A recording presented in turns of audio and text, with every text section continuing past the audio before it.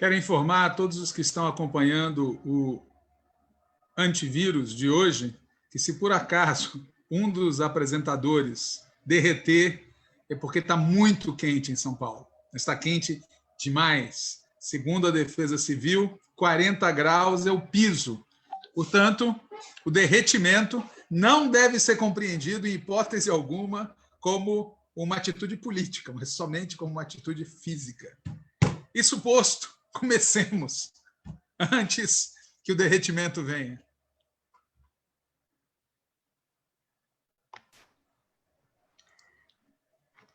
Esse povo de São Paulo, que não é acostumado com o calor, fica chorando com qualquer suorzinho.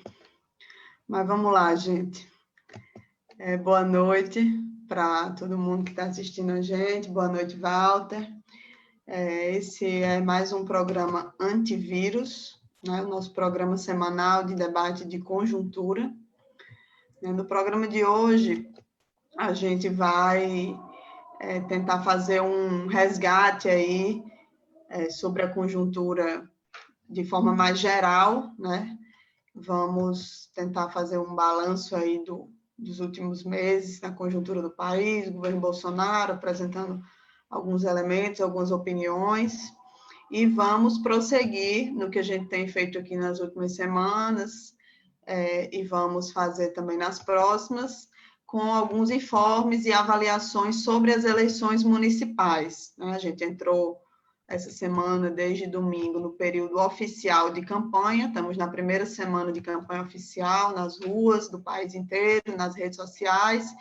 E a ideia é, nos próximos meses, aqui no programa Antivírus, a gente tratar desse assunto em todos os programas, mesclando ou não com outros aspectos da conjuntura que vão aparecendo aí ao longo do tempo. Então é isso, Walter, você começa hoje. Tá bem.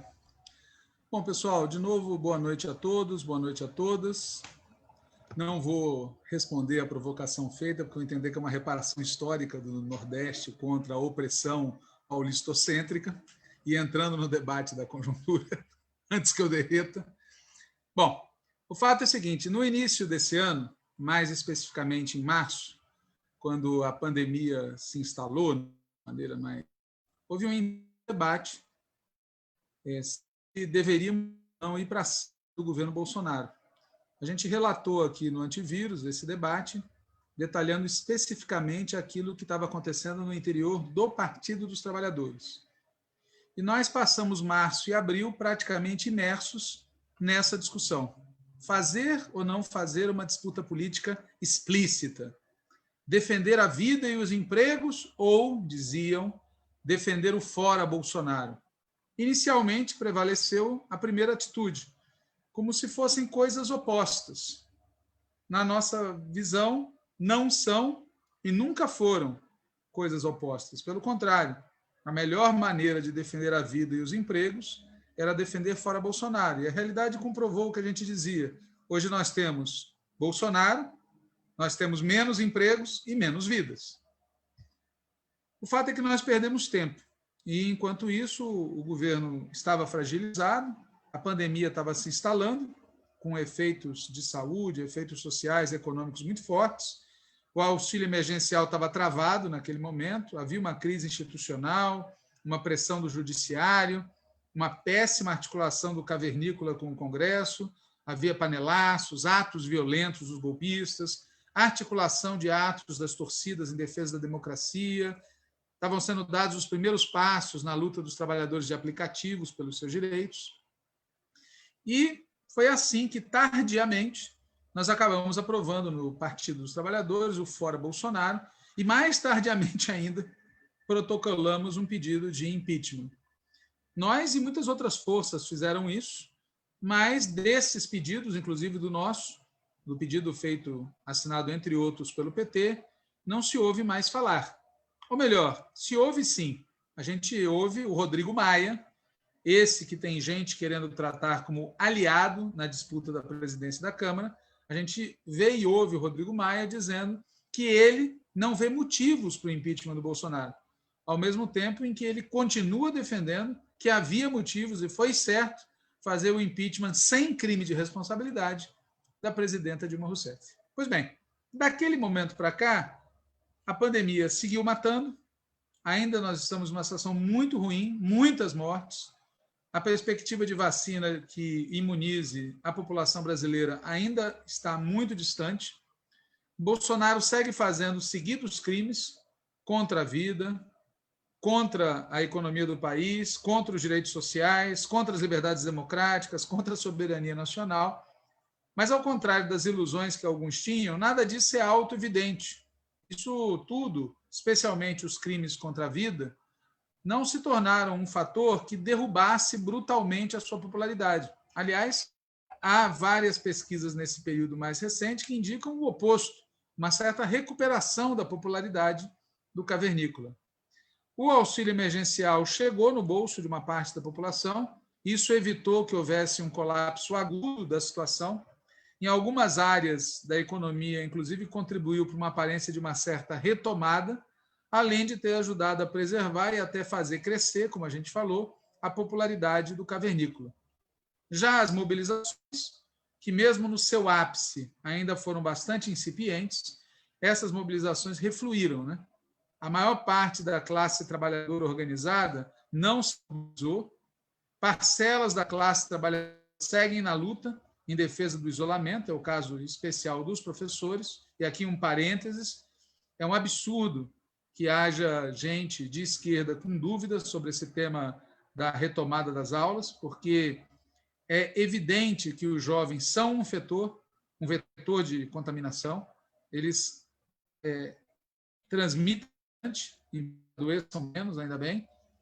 Um dos poucos setores da atividade que continua em isolamento são as escolas, e voltar às aulas é estimular um repique na contaminação. Fecha parênteses, né? E a gente tem, ainda falando da classe trabalhadora, mobilizações importantes, como é o caso dos petroleiros e dos correios, mas essas mobilizações ainda não ganharam apoio de massa, embora elas digam respeito a temas de interesse de todo o país, não apenas interesses corporativos de uma categoria. Outro fato importante nesse período é que a frente ampla, que alguns queriam fazer, inclusive junto com FHC e Caterva, foi para o saco, né? A vida mostrou que era uma quimera, uma autoilusão, um passo para a centro-direita e para a direita não bolsonarista, que esses dois setores não queriam dar, não dariam, né? E o que se colocou de concreto foi uma articulação de centro-direita para pressionar o governo Bolsonaro a maneirar na radicalização golpista, mas continuar seguindo em frente na cartilha neoliberal. Aquela famosa frase do Fernando Henrique, que a gente tem que ter tolerância, né? Tolerância com o cavernícola. E foi isso que aconteceu, né? Pressionado pela prisão de Queiroz e por outras cocitas mais, o governo Bolsonaro conseguiu operar um certo rearranjo institucional, apaziguou um pouco as relações com a STF, recompôs um pouco com o Centrão, e a tendência é que a situação se estabilize, né? Especialmente se o governo Bolsonaro der prosseguimento à aplicação do programa ultraliberal, que é o que está acontecendo, ao menos por enquanto, né? Diminuição do auxílio emergencial, a reforma administrativa apresentada, a política ambiental, que é pôr fogo certo, nas coisas. Eles estão seguindo com a política deles, né? Inclusive fazendo coisas muito perigosas, prejudicar parcialmente setores aliados deles aqui dentro, em benefício do aliado principal lá fora, que são os Estados Unidos, como aconteceu no já comentado episódio da importação de produtos do agronegócio dos Estados Unidos. Bom, isso, óbvio, não quer dizer que não haja conflitos dentro do governo. Claro que há. Isso não quer dizer que não haja conflitos dentro da coalizão governista. Claro que há.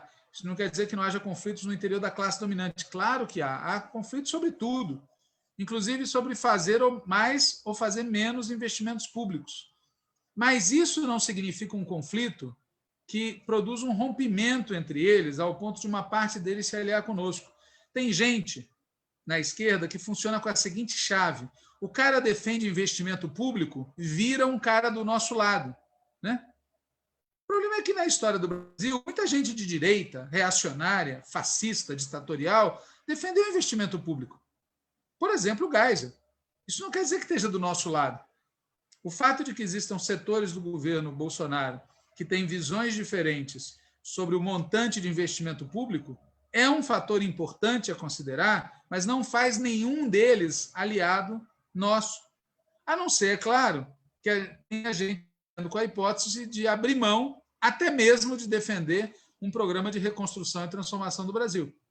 Salvo essa hipótese, a gente deve acompanhar a posição e estimular entre eles, mas sem acreditar que essa briga, tá certo, seja da mesma natureza que a nossa disputa com eles é. Ou seja, nós temos uma visão e eles têm outra, de rumo geral das coisas. Entre eles, há diferenças de grau no que diz respeito à aplicação do programa neoliberal.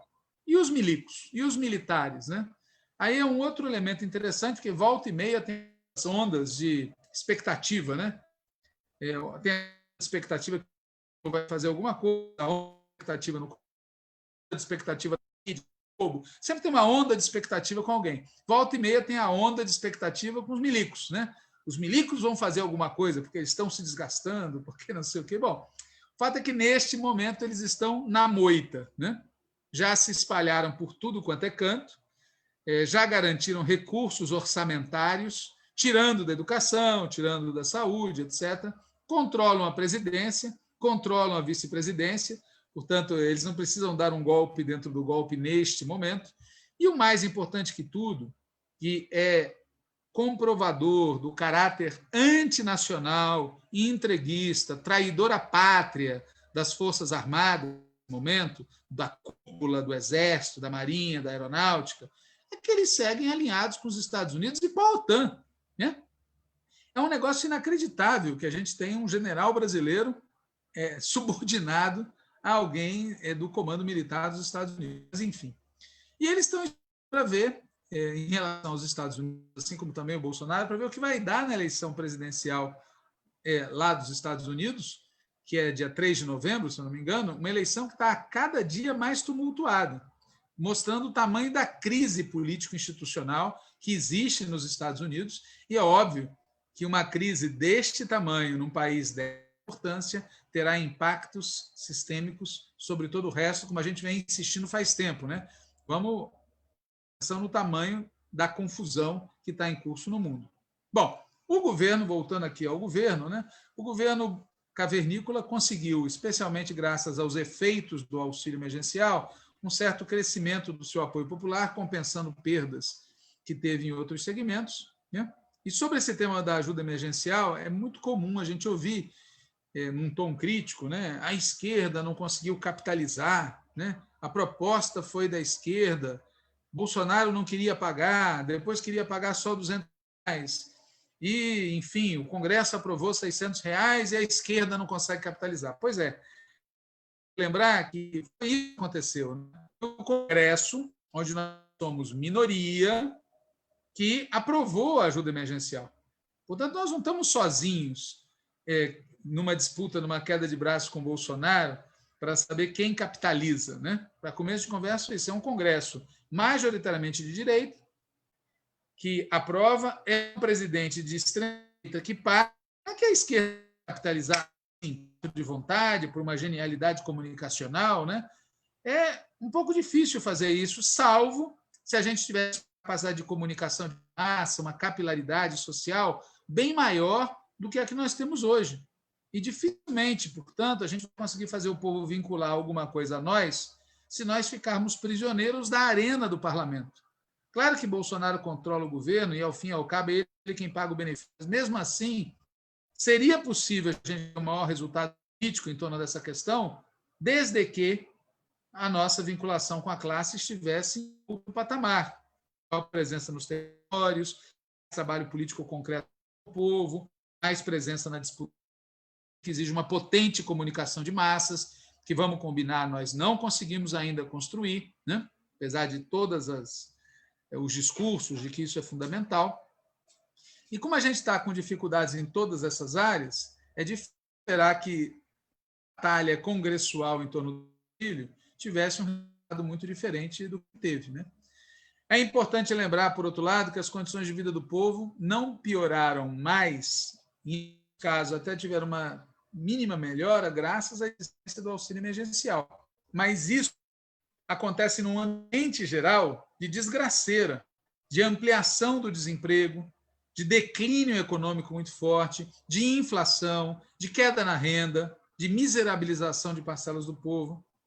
E mesmo que haja sinais de retomada aqui ou ali, é uma retomada muito frágil, típica de quem está, não vou falar um palavrão, mas de quem está no fundo do poço, né?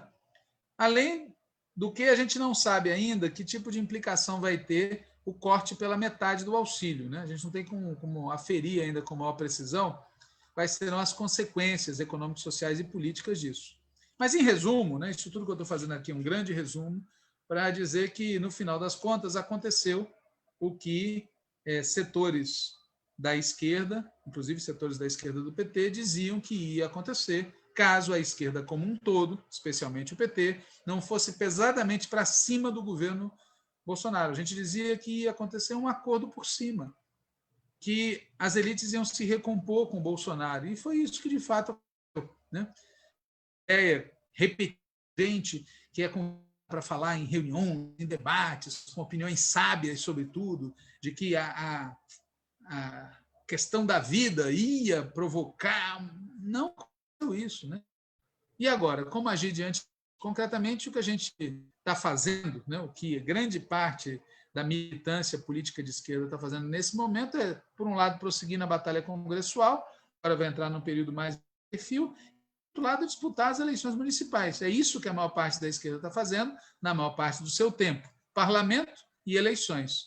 Poderíamos fazer mais? Com certeza poderíamos e devemos fazer mais. Inclusive, devemos transformar a eleição num período de luta e mobilização contra o governo, fazendo uma forte vinculação dos temas locais com os temas estaduais e nacionais, das questões da luta de classes direta com as questões político-eleitorais e assim por diante. Certamente, uma parte das nossas campanhas vai conseguir fazer isso, quer fazer isso e vai conseguir fazer. Mas a preços de hoje é difícil dizer quantas e quais vão fazer isso, qual vai ser o peso desses que farão a coisa certa no total das campanhas que estão em curso no país.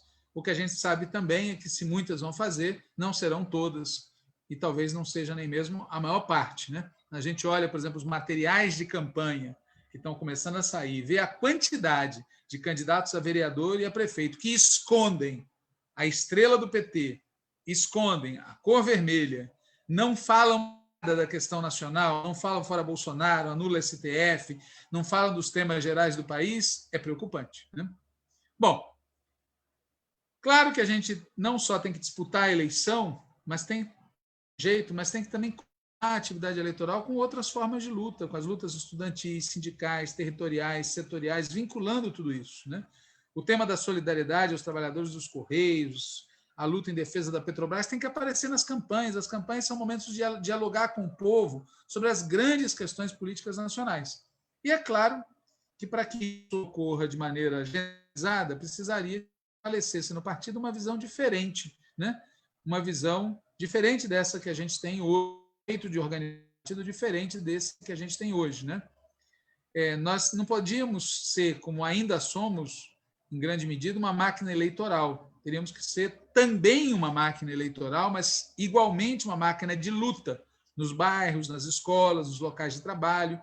Precisamos ter uma potente organização setorial da classe trabalhadora, né? Do PT diretamente junto à classe, porque essa visão de terceirização, né, do trabalho sindical cuidam os sindicatos, é uma visão errada, que contribui para a despolitização. Os partidos, e o PT em particular, tem que entrar nessa seara. Seja como for, o nosso esforço imediato, e no que diz respeito à disputa de 2020, é de nacionalizar as eleições, ter bons resultados eleitorais e, principalmente, ter grandes vitórias políticas. E seguir insistindo por uma mudança de orientação estratégica que permita que nós sejamos capazes de liderar e acumular forças no terreno das lutas, para acabar com esse governo cavernícola, ultraliberal, neofascista, que se instalou no Brasil, acabar com ele em 2022 ou antes, de preferência, né? Isso é de nós todos, como a gente sempre vem martelando, mas muita conexão com a classe trabalhadora, suas concretas, seu cotidiano, seus problemas, e requer também defender e fortalecer nossas organizações, além de alterar a linha política que segue prevalecendo em parte importante delas, especialmente nas cúpulas que dirigem o PT e a Central Única dos Trabalhadores. São tarefas nada fáceis, mas são as tarefas que a conjuntura nos expõe, nos impõe, tá certo? Já é produto do derretimento causado pelo calor, mas como eu sou paulista, eu tenho que pagar pelo pecado cometido por gerações e gerações de bandeirantes assassinos que moravam nesse estado, e por isso eu tenho que ficar de boca calada e suportar esse calor de 40 graus. Suposto, eu dou a palavra para a Natália.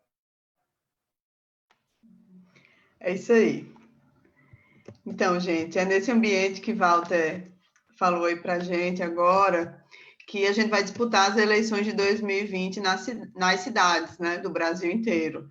Semana passada a gente fez aqui uma espécie de informe geral, né? Trouxemos alguns dados básicos sobre a disputa eleitoral que está em curso, né? Falamos do número de eleitores aptos a votar em todo o país, falamos sobre dados acerca da abstenção nas últimas eleições municipais de 2012, 2016.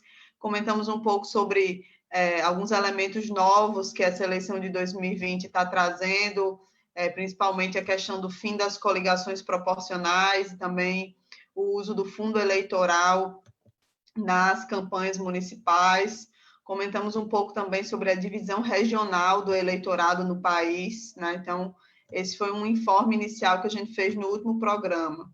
E essa semana, né, foi iniciada oficialmente a campanha e houve, né, naturalmente, um avanço acerca dos dados da formalização dos registros das candidaturas junto à Justiça Eleitoral. E aí a gente acaba tendo um quadro mais estabelecido, né, mais estabilizado nacionalmente sobre as candidaturas. O PT é o partido que está em 6º lugar no país, entre os partidos com mais candidaturas registradas no TSE, né? A gente tem 31.322 candidaturas, somando candidatos a prefeito, prefeita, vices e vereadores e vereadoras. Isso representa algo em torno de 5,7% do total de candidatos e candidatas na disputa em todo o país. Como eu disse, o PT está em 6º lugar. Então, na nossa frente estão o MDB, é o partido que tem mais candidaturas no país, com 8,12% das candidaturas, o que dá 44.607. Em segundo lugar, o PSD, com 7,15%, 39.273 candidaturas. Em terceiro, o PP, com 6,93% das candidaturas, 38.115. Em quarto lugar, o DEM, o Democratas, com 5,97%, 32.795 candidaturas. E em quinto lugar, na frente do PT, o PSDB, uma diferença muito pouca, né? 5,96% das candidaturas, 32.793. Esses dados são retirados do TSE, deve ter pequenas diferenças, porque o percentual lá de registro está em 90 e tantos %, né? Mas esse é o quadro geral que dificilmente vai ter alterações substanciais. Isso significa o quê? Né? Temos aí 5 partidos de direita que estão na nossa frente, em número de candidaturas. Né, somando, esses partidos somam quase 35% das candidaturas que estão em disputa no país inteiro. Isso sem contar os partidos que vêm depois do PT, né, nesse ranking do número de candidaturas. Por exemplo, o republicanos, que tem 5,18%, o PL, que tem 5,12%, o PSL, com 3,99%, o PSC com 3,25%, Solidariedade com 3,08%. Isso só para citar alguns exemplos, né? Só esses exemplos que eu citei aqui junto com os 5 que estão na frente do PT, já faz termos mais de 50% das candidaturas registradas no país concentradas nesses partidos, vinculados à direita e à extrema-direita. Se a gente somar, por outro lado, as candidaturas dos partidos de esquerda, e aí nesse bloco eu incluí PT, PSOL, PCdoB, PSTU, UP, PCO e PCB, né? Somando essas candidaturas, a gente tem algo em torno de 9% das candidaturas do país inteiro, né? O PT, como eu disse, tem 5,7%, na esquerda o partido com mais candidaturas, né? Em 6º lugar no total de partidos. Em 2º lugar dos partidos de esquerda vem o PCdoB, que tem 1,91% das candidaturas, ou seja, 10.500 candidaturas. Depois vem o PSOL com menos de 1%, 0,84%, né, 4.364 candidaturas, e depois com percentuais muito baixos, tipo 0,04%, 0,02% e 0,01% das candidaturas, vem os demais partidos, PSTU, UP, PCO e PCB. Então, somando esse bloco, a gente tem 9% das candidaturas registradas no país. Se a gente incluir o que a gente chama de centro-esquerda, né, o PSB e o PDT, por exemplo, aumenta aí 10%. O PDT tem 5,16% das candidaturas do país e o PSB tem 4,85%.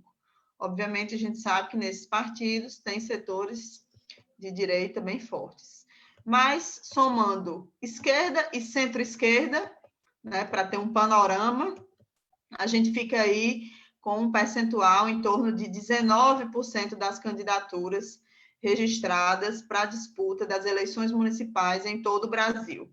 É óbvio que esses números brutos, né, analisados dessa forma, eles não são suficientes para prever resultados das eleições.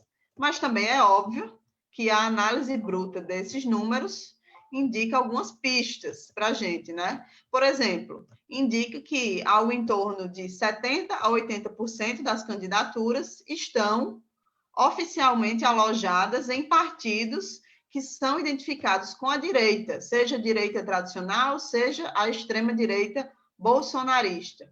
E aí alguém sempre vai lembrar daquele caso no interior, onde o candidato do PSDB só está lá porque tem uma conjuntura local específica, e que, na verdade, é alguém progressista, alguém que sempre apoiou e votou em Lula, em Dilma, ou neste ou naquele governador ou prefeito do PT. É óbvio que a gente sabe que isso existe, né? Mas também é óbvio que isso não é suficiente para a gente minimizar a força organizada que o lado de lá tem e que esses números indicam, né? São algo em torno de 70% a 80% das candidaturas registradas em partidos que não são de esquerda e não são de centro-esquerda. Agora, obviamente, isso não significa que tudo está perdido, né? Nossa capilaridade, né? Nossa referência popular, especialmente do PT, nesse caso, nos coloca, de fato, à altura de fazer essa disputa, né? De ter bons resultados políticos e eleitorais.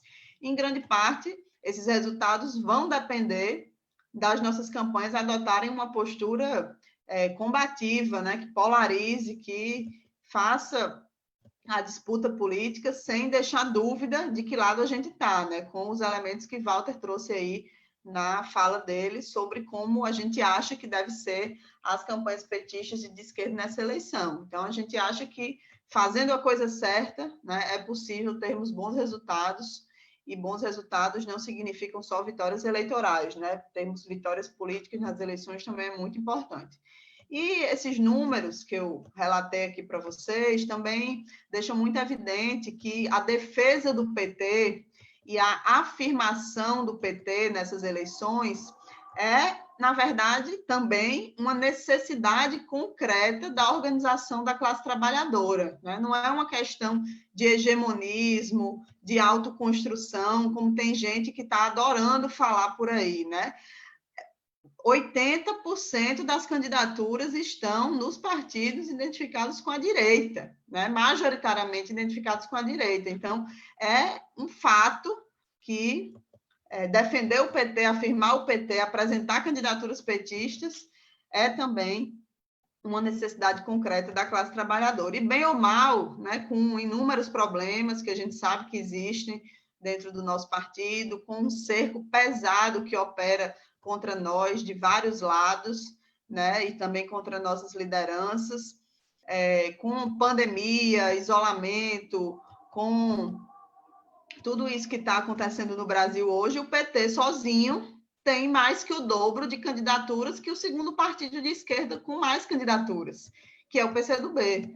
Então, é um fato que isso não é pouca coisa, né? É um elemento fundamental aí nesse debate frequente, cada vez mais frequente, que a gente vem travando sobre que é impossível derrotar o bolsonarismo, né? Retomar o Brasil, deixando o petismo, retomar um projeto de país que tenha características populares, deixando o petismo em segundo plano, né? A gente acha que isso é impossível e esses números são muito concretos e são um elemento a mais para evidenciar isso, né? Então, esses eram alguns elementos que eu queria trazer aqui hoje para comentar, né? Lembrando que com o início da campanha eleitoral, a gente vai aí nos próximos programas tentar sempre estar trazendo dados, informações e análises sobre o processo eleitoral em si, né? A gente vai tentar fazer o levantamento da distribuição regional dessas candidaturas, né? Que eu fiz aqui um panorama mais geral por partido. A gente vai tentar fazer um levantamento regional, vamos tentar apresentar aí o quadro político mais detalhado nas principais cidades, tentar conversar sobre as campanhas, né? Trazer talvez gente que esteja trabalhando nas campanhas aí no cotidiano, nas cidades onde o PT está disputando campanhas mais fortes, enfim, vamos tentar aí falar sobre o conteúdo dessas campanhas e ir, de certa forma, analisando no quente essas eleições municipais, né? Vamos fazer campanha, mas também sem perder de vista aqui que é importante a gente acompanhar, não só nas cidades onde a gente mora e milita, mas também vamos tentar, ao longo dos próximos meses, construir um quadro nacional das eleições à medida que as campanhas estão em curso. Acho que era isso pelo programa de hoje, que a gente tinha planejado comentar aqui com vocês. Walter, não sei se você está acompanhando as perguntas, se tem alguma. E se quiser comentar mais alguma coisa, é isso. Sim, eu queria comentar rapidamente. Primeiro, foi muito divulgado nos últimos dias que há um certo número de coligações entre o PT e partidos claramente bolsonaristas, claramente de direita, vinculados ao governo Bolsonaro, à extrema-direita. Essas coligações são proibidas pela resolução aprovada pela direção nacional do partido. Vocês devem lembrar, com a opção de Belfort Roxo, que a Natália leu aqui detalhadamente a resolução e mostra como a resolução não permite esse tipo de aliança. Ainda assim, ocorreram. E o que acontece? As eleições são feitas lá na cidade, são cidades, em geral, pequenas e médias. Não é feito recurso para a direção estadual ou não é feito recurso para a direção nacional, a informação não chegou e o resultado, por um lado, é que essas coligações não foram objeto de análise, na sua maioria. Mas, por outro lado, tem o fato de que Belfort Roxo, entre outros, abriu a porteira. Ou seja, se tornou admissível fazer isso. Então, é preciso, em especial as pessoas que reclamam dessas coalizões, reclamar, fazer recurso, exigir que o Diretório Nacional, mesmo a posteriori, anule essas coligações, mesmo que o preço seja não ter candidatura, mas é preciso lembrar sempre a causa do problema. A causa do problema é que há uma ambiguidade, não no papel, não no texto da resolução, mas na postura política real da direção, que no caso de Belfort Roxo, como todo mundo viu, deixou passar uma escandalosa coalizão com o bolsonarista para atender interesses locais tá certo? Locais que têm implicações nacionais. E aconteceu o óbvio. Se tivéssemos dado um sinal claro, no caso de Belfort Roxo, que isso funcionaria como um freio de arrumação em 90% desses casos. O cara já saberia, se ele queria fazer malandragem lá embaixo, que ia ter problema. Mas, né, se deixou passar um boi, acabou passando uma pequena boiada, né? Essa é a primeira coisa que eu queria comentar. A segunda coisa é reafirmar algo que eu disse antes. É impressionante e gravíssimo o número de cards, de materiais de divulgação de candidaturas que não usam nem a cor vermelha, nem a estrela do PT, nem o nome do PT. Eu não sei quantificar se isso é expressivo ou não, mas que exista, e que exista isso em cidades importantes, com candidaturas de pessoas conhecidas, é muito grave. As pessoas têm que baixar uma regulamentação, todos os que estão envolvidos na produção de material de campanha, para dizer que material de campanha de candidato do PT tem que ter o nome e a estrela do PT. Porque, veja, o que as pessoas imaginam? Que elas vão ter voto, que as pessoas não sabem que elas são do PT, que elas querem ter voto sendo do PT, mas escondendo que são do PT? Qual é a lógica política que se esconde por trás disso, né? O nome disso é oportunismo. Isso volta e meia ocorre nas eleições. É uma burrice, uma estupidez. E eu sempre lembro daquele marqueteiro de direita, porque ajudou na campanha do Paulo Maluf, gente que se vende para gente de direita, mas que ele, quando assumiu a campanha do Lula em 2002, foi um dos que defendeu que tinha que manter a cor vermelha, porque é a marca. É a marca. Não se esconde a marca, as características, isso inclui a estrela, a cor, o nome do partido. Terceira coisa que eu queria falar, rapidamente também, é informar aqui aos ouvintes do Antivírus que se encerrou ontem o Conselho Nacional a reunião do Conselho Nacional de Associações Docentes do Andes. E esse conselho marcou a eleição do Sindicato Nacional Andes, ou seja, da Associação Nacional de Docentes do Ensino Superior. A eleição vai ser no início de novembro. O primeiro dia vai ser dia 3 de novembro. Ela vai se estender por alguns dias, vai ser uma eleição tecnicamente complicada, porque por uma pequena diferença foi aprovado um sistema eleitoral que dificulta o voto. Agora, é muito importante que as pessoas que estão aqui acompanhando o Antivírus, que conheçam docentes, que são ligados, militantes, filiados de associações, entrem em contato com essas pessoas e as mobilizem, porque a gente precisa muito ter um sindicato que realmente defenda os interesses e as necessidades dos trabalhadores em educação no ensino superior, certo? E, por fim, última coisa que eu queria comentar, a gente teve uma perda grande esses dias, grande mesmo, certo? No dia 29 de setembro, a Mafalda fez 56 anos, e no dia 30 de setembro, o Quino, que é o desenhista da Mafalda, o criador da Mafalda, morreu aos 88 anos de idade, certo? E, bom, uma larga vida, uma vida genial, absolutamente genial, não é alguém que teve comemorar e tem a fechada Mafalda, que continua aí iluminando com suas reflexões geniais a vida de todo mundo que é de esquerda nesse planeta.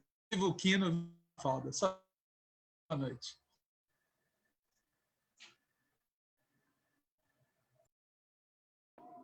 Valeu, Walter. É isso.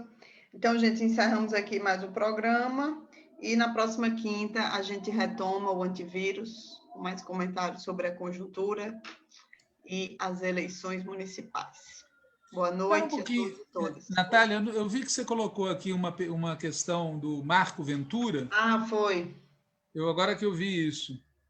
Eu não entendi exatamente qual é a questão que ele está fazendo. Você saberia? Não, eu acho que ele tá querendo dizer assim, os dados em relação ao PT são ruins, né?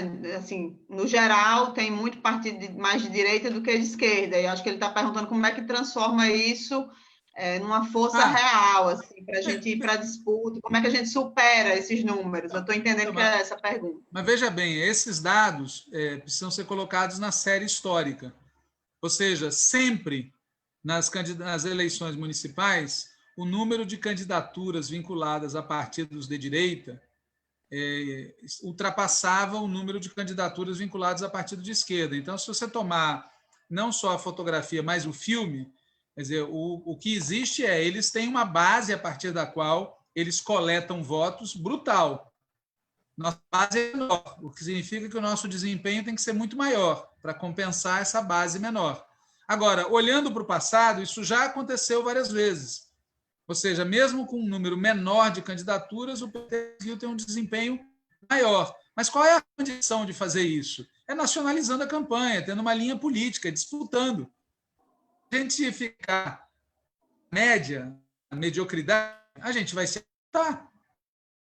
Nosso diferencial é exatamente eles têm um perfil diferenciado do deles.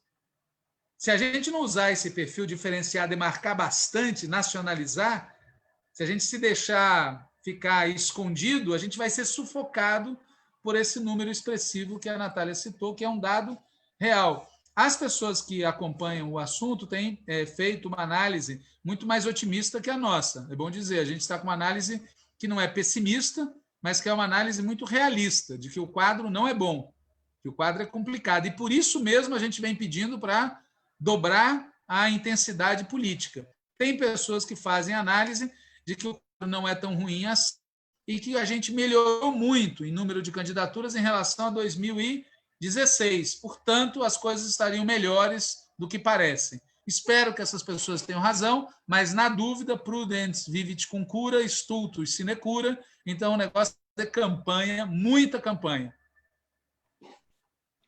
Pois é, até porque lembrando que essa comparação com 2016, ela não é muito precisa, né? 2016 teve uma queda muito brutal no número de candidaturas em relação a 2012. Alguns casos chegou a cair a metade do número de candidaturas registradas, né? Então, foi o período que a gente foi para a eleição no meio do golpe. A presidenta Dilma o golpe se consolidou no meio da campanha eleitoral, né, dia 31 de agosto de 2016. Então, é um parâmetro meio complicado de usar, porque se você volta para 2012 e a gente está no mesmo patamar de 2012, tem muita mudança da conjuntura de lá para cá, né, para a gente... É difícil utilizar esse parâmetro. Em tese, enfim, com o governo Bolsonaro aí, a gente tinha que estar num patamar de enfrentamento muito alto, né? Diferente do que a gente estava em 2012, quando a gente estava no governo e tal. Mas, enfim, essa é uma discussão também que vai seguir, né, nas próximas semanas e meses, a partir do que concretamente acontecer nas campanhas e depois nos resultados eleitorais. Então, acho que cumprimos aí nossa previsão de conteúdo para hoje. Podemos encerrar. Boa noite, Walter. Boa noite a todo mundo que está assistindo a gente aí no Facebook. Também quem vai assistir depois, que o programa fica gravado. Um abraço e até a próxima quinta-feira. Um abraço.